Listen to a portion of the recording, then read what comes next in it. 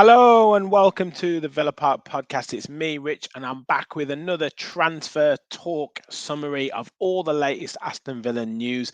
It doesn't let up in this transfer rumour mill. We've got links of more swap deals. We've got more links about John Duran to Chelsea. We've got England international defenders linked. We've got the returning striker. Could he be coming back? And we've also got links of another player who could be on the radar for a top European club. Before we get into all of that, though, please do hit that like button. Please hit that subscribe button. We're on the road to 5,000 subscribers. So please do help us get there by liking, subscribing, and comment below your thoughts on today's potential rumours. So where do we start? Let's start with Chelsea and this John Duran saga, because we're talking now. Apparently, the agreement has been reached with John Duran and his representatives to go into Chelsea. I don't think there's any surprise there, but we are talking £40 million. I think is the transfer fee that's being discussed. Although it has been reported that Chelsea are looking to drive that down. Aston Villa are obviously interested in Conor Gallagher. It's thought that he isn't a part of this particular deal. Anything involving Conor Gallagher will have to be done separately. Tottenham are actually interested in him as well. But we are inquiring about other players. Now, one player who has cropped up on the radar is Ian Maatsen, who is at Chelsea, but has been on loan at a number of clubs. Last season, in particular, Borussia Dortmund played in the Champions League final, has just been called up to the Dutch squad to replace one of their injured players in the Euro 2024. Predominantly a left back and can also play left wing. And he's only 22 years of age. Seems like he's been around for a long time. As I say, was at Chelsea, excuse me, from 2019 and then went on loan to Charlton Athletic, played 34 times, scoring one goal. Then Coventry City, playing 40 times, scoring 3 goals. Then Burnley, where it was a pretty good season for him. I remember him playing, featuring prominently for Burnley, 39 appearances, 4 goals. And then in 2024, has been at Borussia Dortmund and played 16 times, scoring 2 goals, and has represented Holland from under 15s right through to under 21s, and has now, as I say, been called up to the full squad. So has a good background, has a really good pedigree. One of these players that Chelsea have brought through or signed through, and then looking to sell on for a profit after having a number of loan spells. Now, it is talked of that Borussia Dortmund are also in discussions with him about making his deal permanent. So whether he would be open to coming to Aston Villa is one for debate. Now, we've talked, and it's been all over X about, what players we could potentially get from Chelsea and who would we be able to attract. And you have to take a realistic view on this. Ian Maatsen might not choose to play for Aston Villa. He might choose to go to Borussia Dortmund. He might have a number of clubs that are on his radar. So we have to be realistic about this. But in terms of looking at his SOFA score, Bundesliga, obviously operating down that left-hand side, can get forwards, can obviously operate at left back as well. So he's pretty adept at defending if you look at his marks for defensively. 16 games played in the Bundesliga, started 15 of them, scored 2 goals, as I said. Didn't miss any big chances as well, so fairly good in terms of his conversion. 1 goal inside the box and 1 goal from outside the box, and 2 left-footed goals as well. 2 assists for him, so pretty decent in terms of creativity, and 3 big chances created across those games. 89% in terms of accuracy per game, 92% in his own half, 84% in the opposition half, and 67% accuracy of long balls. So pretty good passer, good at keeping possession. Was involved in 6 clean sheets as well, so knows what he's doing in terms of defensively.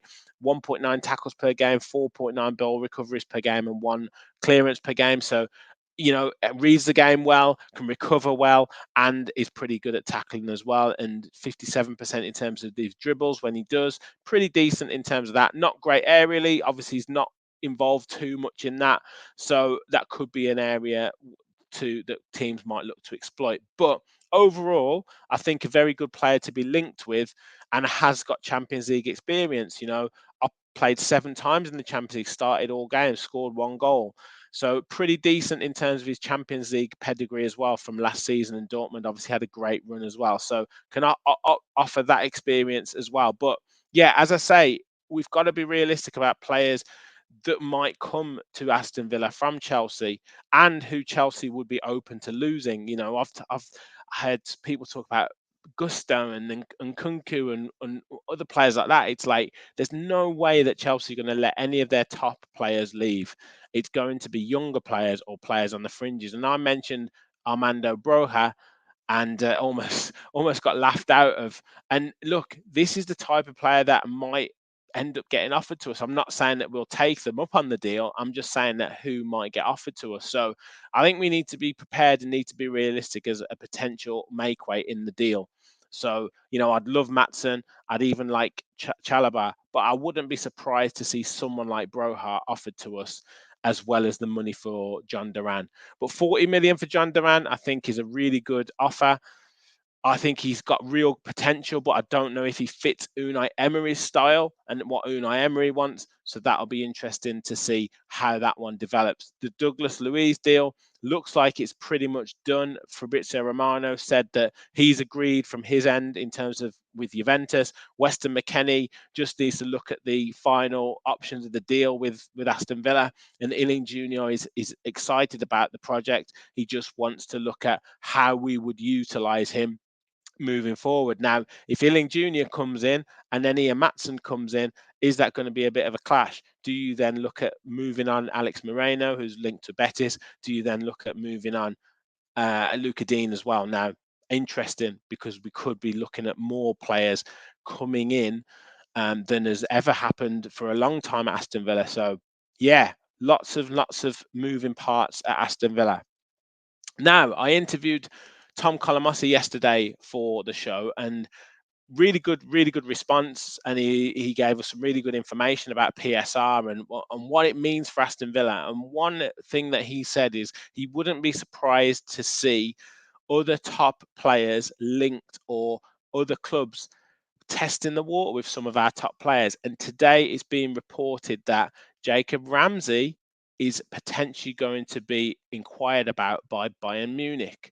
Now, again, something that Aston Villa supporters will have to get used to. The likes of Ramsey, the likes of Ollie Watkins, the likes of Emi Martinez potentially being looked at and us being tested as to whether we would be open to selling them. Now, Jacob Ramsey, all the noises have been that he wants to play at Aston Villa. He wants to operate in the Champions League. Unai Emery wants to keep him. He almost intimated that he wants to build the side around him. But if a bid comes in of 50 million plus, what does it look like then?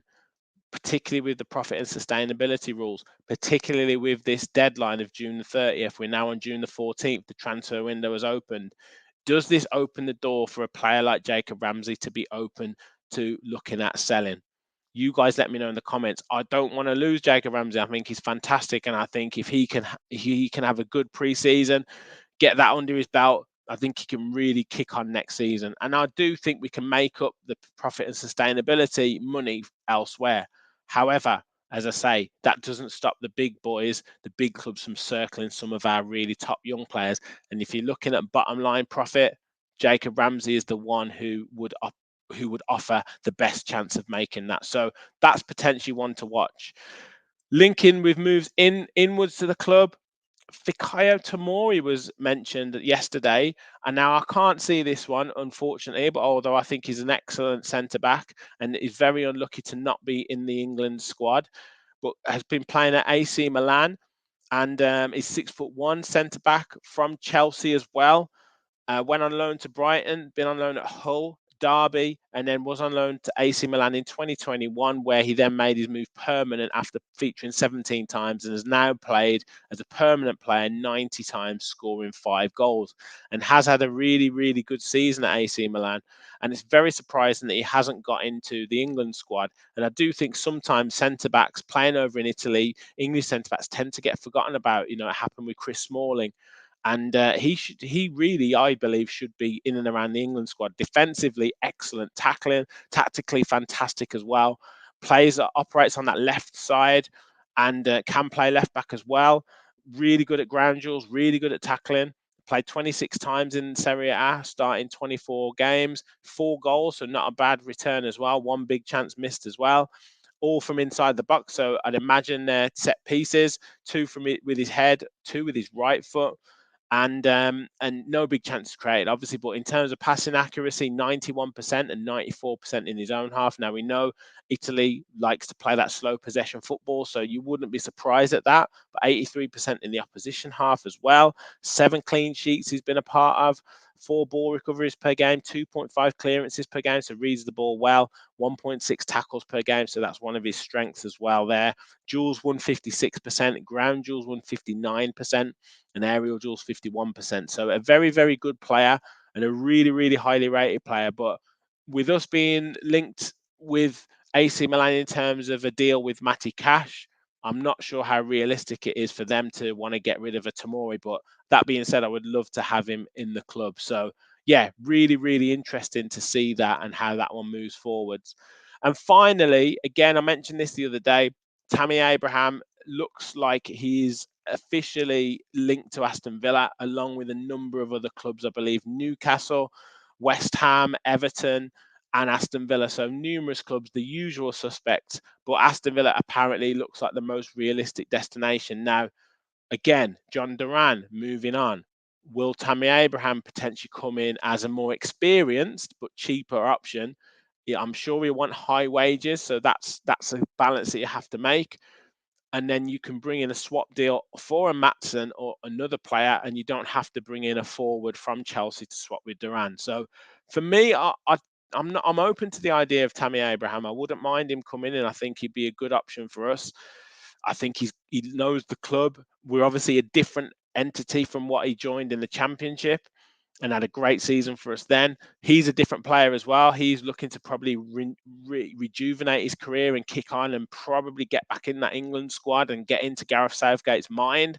We're in the Champions League, as we keep saying, so that'll give him good exposure. So for me, I think the move makes a lot of sense for both parties, but I do see that being longer down the line, maybe into the July time.